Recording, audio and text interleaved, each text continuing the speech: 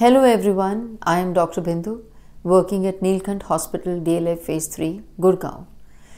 आज हम बात करेंगे कि प्रेगनेंसी में जो कि एक स्मूथ चीज़ जानी चाहिए कभी कभी कॉम्प्लिकेटेड हो जाती है and the best ways to reduce them.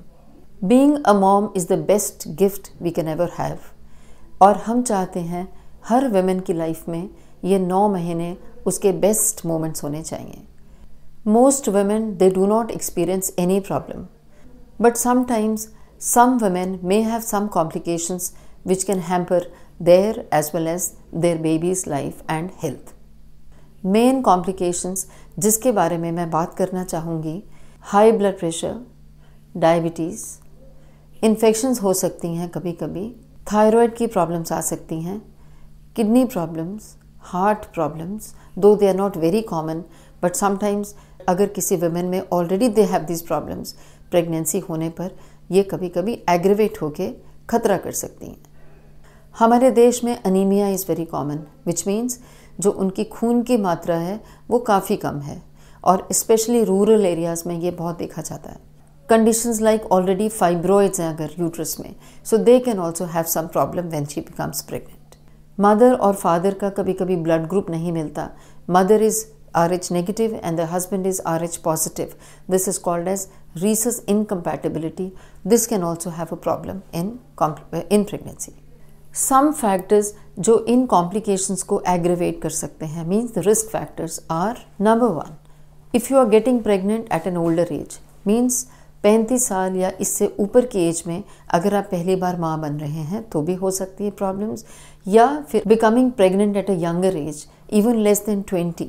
दो आजकल ये चीज़ ज़्यादा देखने में तो नहीं आती है, but still there are rural areas जहाँ अभी भी getting married at a early age is still prevalent. Smoking and alcohol हमारे इंडिया में इतना कॉमन नहीं है, but if the female is smoking और taking lot of alcohol, this is also risk factor. Carrying twin babies means जुड़वा बच्चे, या having a history of miscarriage which means aborting, जो हम आम तौर पे सुनते हैं मेरा बेबी एबॉर्ट हो गया, या प्री टर्म लेबर जो थोड़ा आगे जाके 5-6 मंथ्स में 7 मंथ्स में अगर आपको लेबर होता है, तो this also carries an increase risk of complications in the second pregnancy. अब बात करते हैं ये जो कॉमन कंडीशंस हैं उसमें कैसे होता है और क्या प्रॉब्लम्स आ सकती हैं। जैसे मैंने बात किया high blood pressure, blood pressure के बढ़ने से क्या प्रॉब्लम आ सकता है? The women is having an increase risk of pre term labour, या कभी कभी स्मॉल फॉर डेट, मीन जो बच्चा पैदा होता है वो बहुत कम वेट का होता है। The best part of this problem is if detected in time, और जल्दी डिटेक्ट होने पर हम इसकी कॉम्प्लिकेशंस को अवॉइड कर सकते हैं। There is a condition called as pre eclampsia. This causes the increase blood pressure, और जब ब्लड प्रेशर बढ़ता है तो भी इसके ज़्यादा चांसेस होते हैं, और इसमें liver and kidney can get damaged, और अगर अनट्रीटेड रहता है तो दौरे पड़ते हैं। One can land up with proper convulsions if untreated, and the best part is if treated early and diagnosed early, ये सब जितने भी complications हैं ये सब prevent कर सकते हैं हम, और इसका कोई इलाज नहीं, just to deliver the baby. So it is very important to diagnose this in time. Pregnancy के दौरान अगर हमारा ब्लड शुगर लेवल बढ़ जाता है तो इसको बोलते हैं जेस्टेशनल डायबिटीज़, और जिन प्रेग्नेंट वेमेन को डायबिटीज़ होता है they are more prone to get diabetes later in life also. मतलब बच्चा होने के बावजूद भी ऐसी महिलाओं को बहुत ध्यान रखना पड़ता है कि उनकी शुगर ना बढ़े। हम जो सलाह देते हैं उनको एक प्रॉपर डाइट प्लान देते हैं जिससे कि हमारा शुगर लेवल नहीं बढ़े, और अगर स्टिल इट गोज़ अनकंट्रोल्ड तो sometimes we have to put the women on insulin. आजकल ओरल एंटी डायबिटिक ड्रग्स भी आती हैं और जो बहुत इफेक्टिव होती हैं। प्री टर्म लेबर मैंने जैसे डिस्कस किया, जब 37 वीक से पहले बेबी डिलीवर हो जाता है तो उसको बोलते हैं हम प्री टर्म लेबर।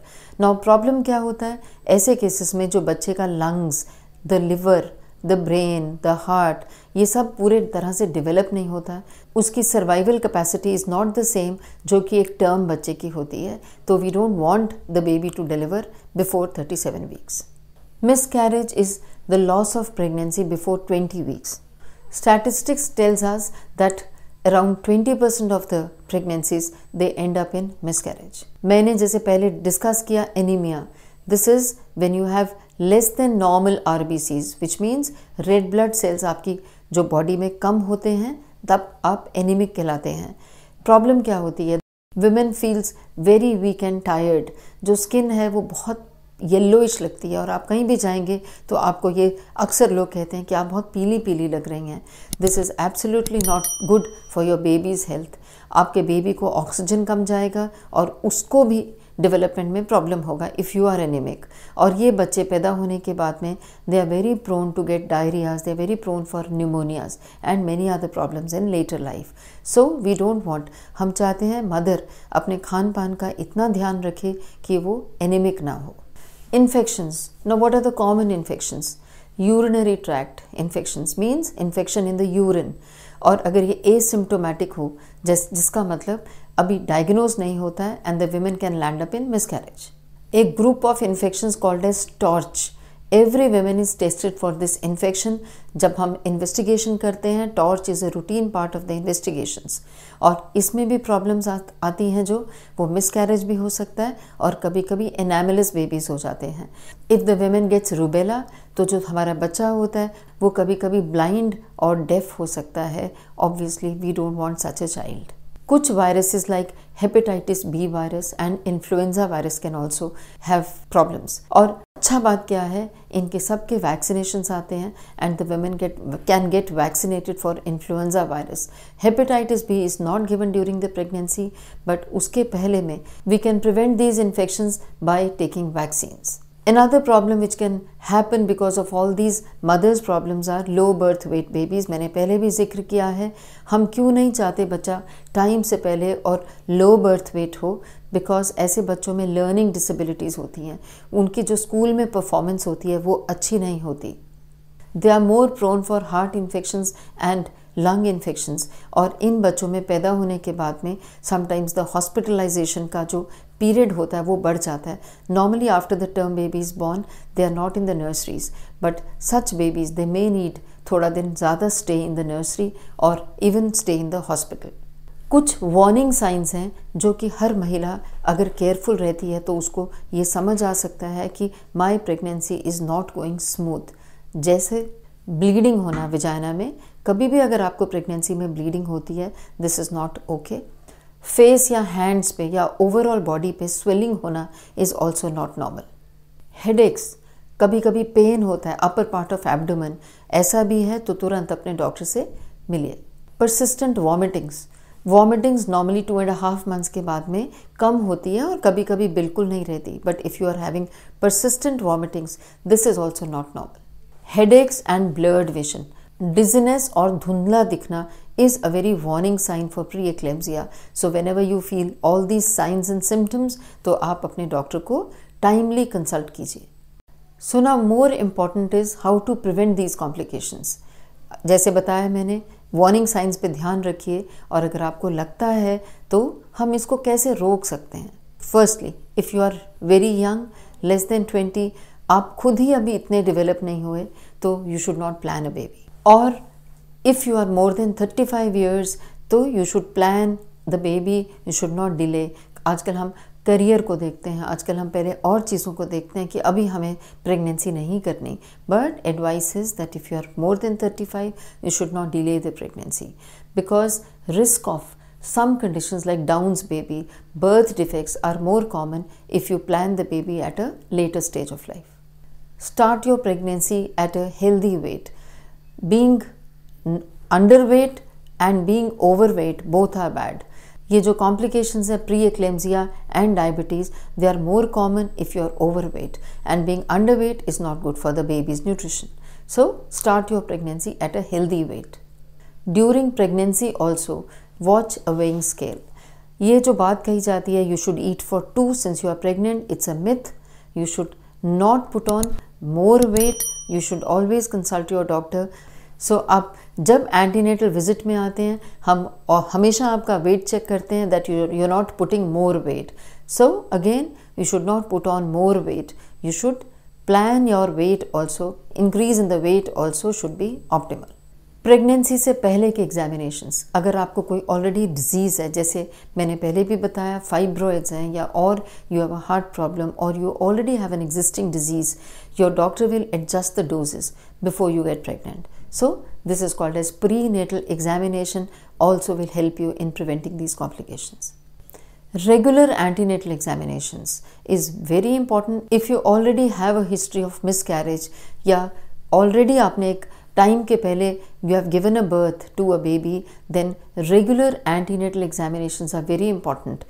Reason, क्योंकि आपके शुरू के एग्जामिनेशन में ही हम इस चीज़ को भांप सकते हैं, आपका cervix which is called as internal os or the cervical length is shortening and your os is getting open, तो हम पहले से ही उसको स्टिच कर सकते हैं, called as cervical encerclage. So advice is your regular antenatal attendance is very important. इन सब चीज़ों का aim is just to basically detect everything in time before it gets complicated and before we can do anything. क्योंकि अगर कोई भी condition होती है तो उसका जो ट्रीटमेंट होता है वो यही होता है कि आप बच्चे को जल्दी डिलीवर कर दें ताकि मदर को कोई खतरा ना हो, और बच्चे को पहले डिलीवर करने से ही कॉम्प्लिकेशंस आती हैं. So we can always detect them in time, और हम डिलीवरी आपकी प्रोलॉन्ग कर सकते हैं उस टाइम तक जब तक कि बच्चा अगर बॉर्न भी हो जाए. With good nursery care we can have a baby's growth optimal later in life also. Diet during pregnancy.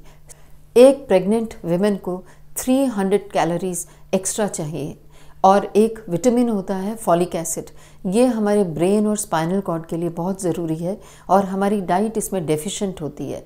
So when ever you are planning a baby you should start folic acid at least 3 months before you are planning. Healthy diet with lots of fruits and vegetables. अक्सर बोलते हैं madam हम क्या fruit खाएं, anything, ये papaya नहीं खाना, pineapple नहीं खाना, ये भी दिस इज़ अनदर मिथ. आपको कोई भी चीज़ मॉडरेशन में लेना है, एक्सेस कुछ भी नहीं लेना है. एंड नॉट दैट कि these fruits are a problem in the pregnancy, but sometimes they can cause diarrhoea. तो इसीलिए हम बोलते हैं एक्सेस मात्रा में कोई भी चीज़ आप नहीं ले सकते. In moderation you can have all the fruits, you can have all the vegetables. It's a myth. क्या गर्म होता है या क्या ठंडा होता है या क्या हमें अबॉर्ट करता है. All the fruits and high fibre diet. High fibre diet is very important. Whole grains लेना बहुत इंपॉर्टेंट है ताकि हमें कॉन्स्टिपेशन नहीं हो. Vitamin deficiency is very common, so we should take adequate amounts. आजकल सप्लीमेंट्स आते हैं and we put you on supplements for vitamin D also, क्योंकि इतनी मात्रा में हम धूप नहीं ले पाते हैं. So consult your doctor for this vitamin D supplement also. Drink about 8 to 10 glasses of water. This is very important to handle the increased. आपको बच्चे को ऑक्सीजन सप्लाई ज़्यादा चाहिए और कार्बन डाइऑक्साइड उसको वापस ले जानी है टू बी एक्सेल्ड. तो इस सारे ज़रूरतों को मीट करने के लिए कुदरत हमारा blood volume is increases by 50%.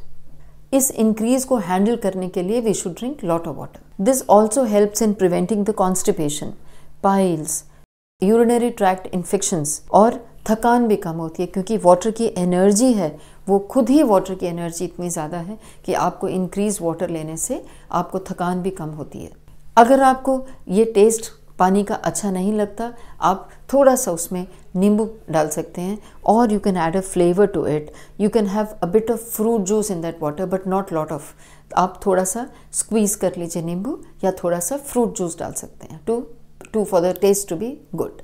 Adopting a holistic approach to manage the pregnancy is gaining a lot of popularity because it balances not only the mind, body and soul of the mother, but also has a lot of impact on the baby's health also. Staying active is a must. Walk for at least 15 to 20 minutes every day.